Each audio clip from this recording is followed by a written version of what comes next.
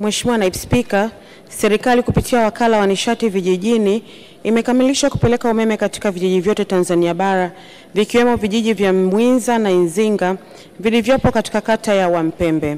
Aidha, kitongoji cha Lupata kilichopo kata ya Kizumbi kitapata umeme kupitia mradi wa kupeleka umeme katika vitongoji 15 vya kila mbunge, yani Hamlet Electrification Project, na kitongoji cha Liela kata ya Mpembe kitapata umeme kupitia miradi mingine itakayokuja kulingana na upatikanaji wa fedha.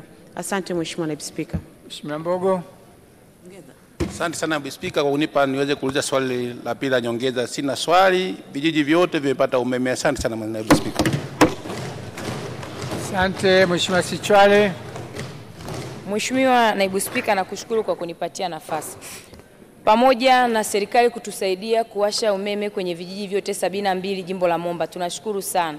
Ni upi mkakati wa kupeleka umeme kwenye vitongoji kwenye tarafa ya Ndalambo, tarafa ya Msangano na tarafa ya Kamsamba?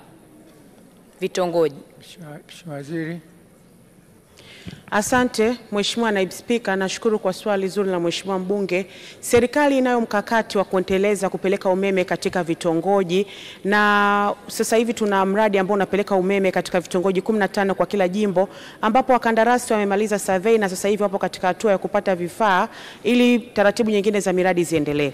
Katika vitongoji ambavyo amesema Mheshimiwa mbunge, serikali inayo mkakati wa kupeleka umeme kwenye vitongoji 9,000 katika mwaka ujao wa fedha, na ni Mheshimiwa mbunge, baadhi ya vitongoji katika tarafa hizo tutaziangalia kwa ajili ya kuwapelekea umeme. Asante Mheshimiwa Naibu Spika.